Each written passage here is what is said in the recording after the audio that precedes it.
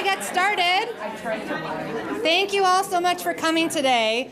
We're here to celebrate the passage this year of House Bill 3391, the Reproductive Health Equity Act.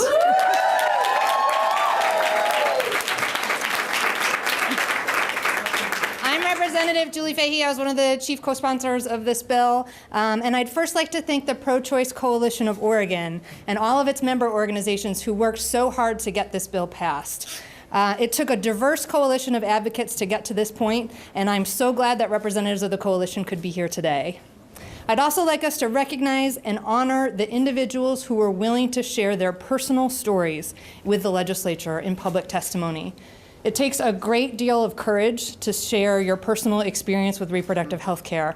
And so I was very grateful for everyone who was willing to do that and to willing to tell their stories on behalf of all of the people who couldn't be here who experienced those challenges with accessing reproductive health care. Their stories helped my colleagues to understand the need for this bill and the barriers to accessing reproductive health care that still exist for many Oregonians. I'd also like to thank my co-chief sponsors of this bill, Majority Leader Williamson, Senator Devlin, Senator Monis Anderson, and of course, Representative Jeff Barker, who will be our first speaker. As a new legislator, I've really appreciated the opportunity to learn from Representative Barker, and I'd like to thank him for all of his advocacy as a pro-choice champion in Salem.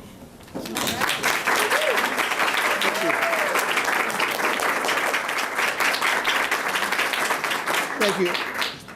I am Jeff Barker, and I'm proud to have been chief sponsor of the Reproductive Health Equity Act, along with Senate Majority Leader Jennifer Williamson, Representative Fahey, Senators Monis Anderson and Devlin, and again with all the other advocates who are here that are standing in the audience that aren't up front with us today.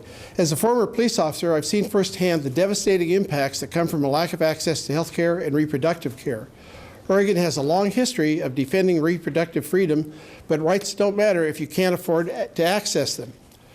Working families in Oregon are under so much strain today and often have a hard time making ends meet. It is critical that they have access to affordable, essential reproductive health care, including contraception, STD diagnosis and treatment, pre- and postpartum care, and abortion.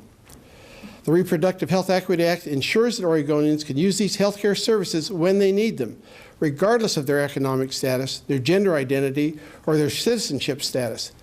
It also guarantees the right to safe, legal abortion in Oregon, an important protection considering what's going on in Washington, D.C. these days. When everybody in our community has access to health care, it improves the health of individuals, families, and entire communities. When people are healthy, they're able to work, able to care for their families, and are spending less money on emergency services. This benefits them individually, but it also benefits the economies of our local communities. A lack of access to health care, including reproductive care, comes with innumerable negative consequences, including poverty, crime, and illness. I want to thank all the organizations that work tirelessly to pass this nation's most progressive reproductive health policy. This is an historic occasion, and I'm glad to be celebrating here with you today. And I just want to add a personal note. I came in today and found a postcard that had been sent to me in July. It says, "Dad, thanks for being a sponsor of House Bill 3391. As your daughter, it means a lot to me that you take women's health care so seriously. I love you. Thanks, your daughter, Heather."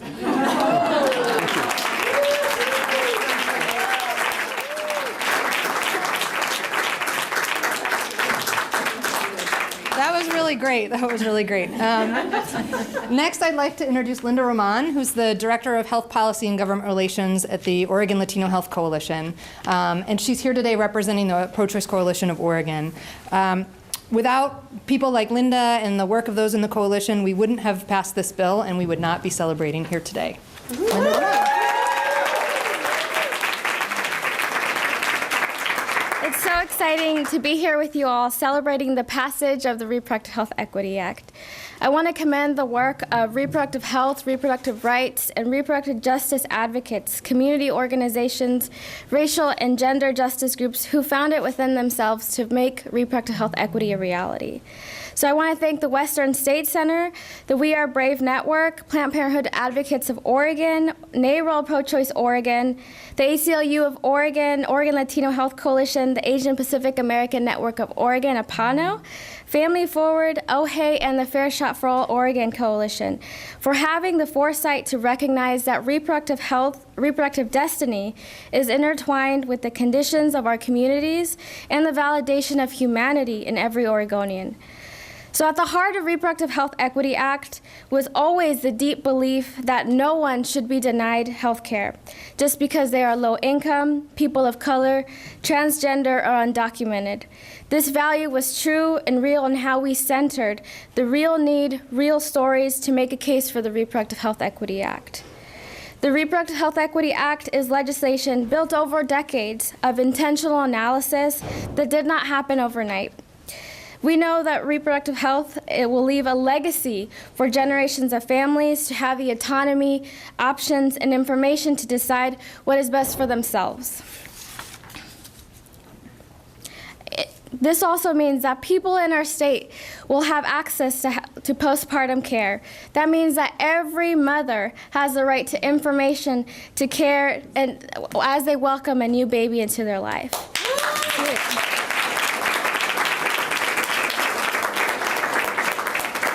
It also means that people will be able to seek care without being discriminated based on their gender marker, and that every Oregonian will have real access to seek the full range of reproductive health services. And last but not least, the right to abortion will be protected in our state.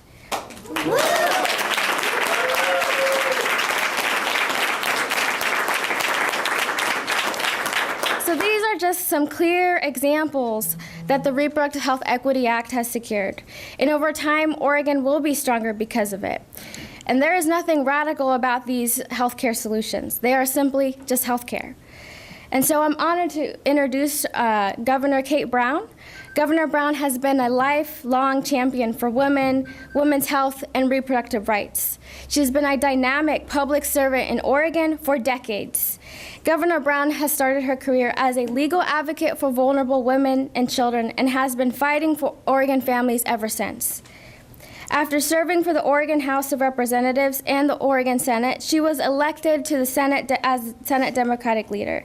She broke barriers in 2004 when senators made her the first woman to serve as the Oregon State Majority Leader. Yes.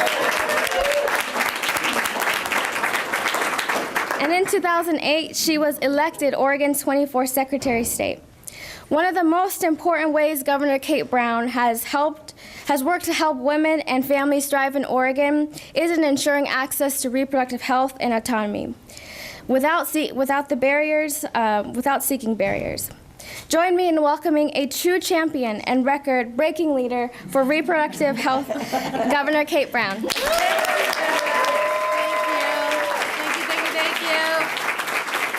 Thank you, Linda. Thanks, everybody.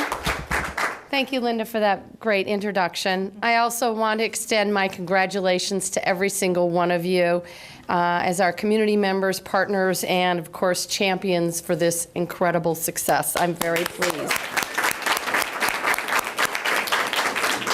Regardless of your zip code, your income, how you identify, or your status, comprehensive reproductive health care is a fundamental right. The Reproductive Health Equity Act delivers on that promise by ensuring that all Oregon families will have access to the full complement of reproductive health services, and that's a really good thing.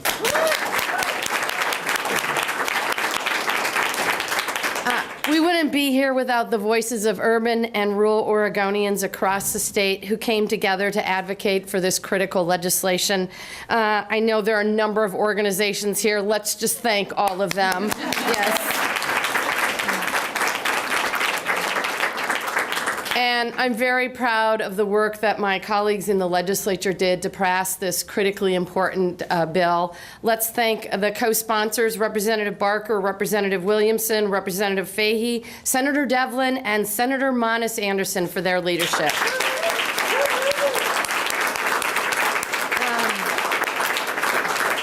And I know there are a number of legislators here. Let's thank all of them. Yes.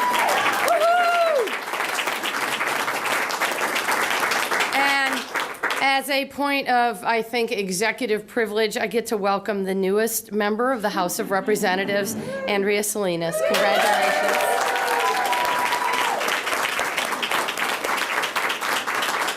And as another point of executive privilege, I also get to say a special thank you and a sort of goodbye to former Representative Mary Nolan, who's been an incredible champion her entire life for women's health care, women's reproductive health care, women and families in Oregon in general. I just want to say thank you.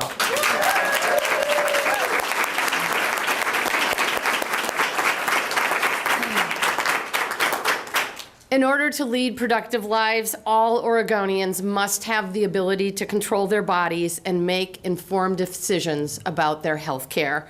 This legislation secures these very basic protections. And with what's happening at the federal level, the legislation is now more important than ever. I thank all of you for rising to that challenge.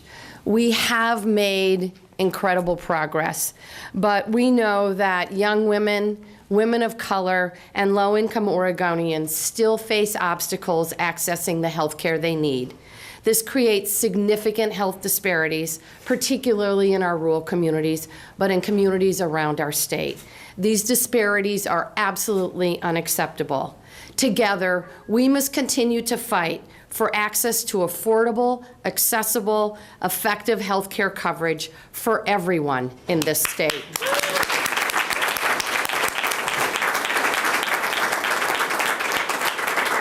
And together, I know we can build a legacy for Oregon's families that are the foundation for the health and well-being of future generations. I am so proud of all of you and so proud of Oregon, my Oregon. Thank you all.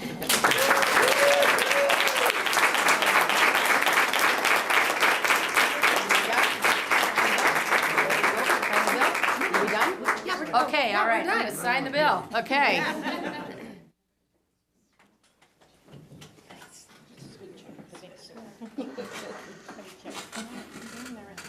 Get in there. Get in there. Yeah, folks all want to come around. But I saw our Attorney General, Ellen Rosenblum, was able to join us here today. And we have, there we go, those two.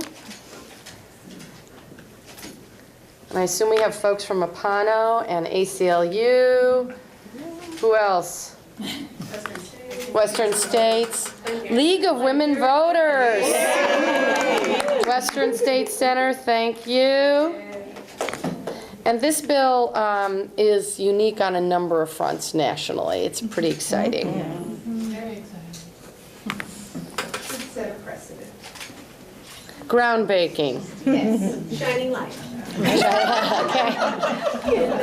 Making history. Yes. And I'm going History. to steal that pen from you, Governor. Okay, there you go. I thought the postcard was going to be from Heidi. So, yes, no, I know. Here we go, gang.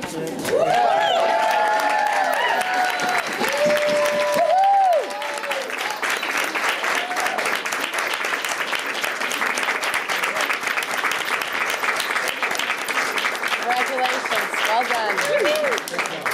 All right. Okay, Nolan. Pictures with them. thank you.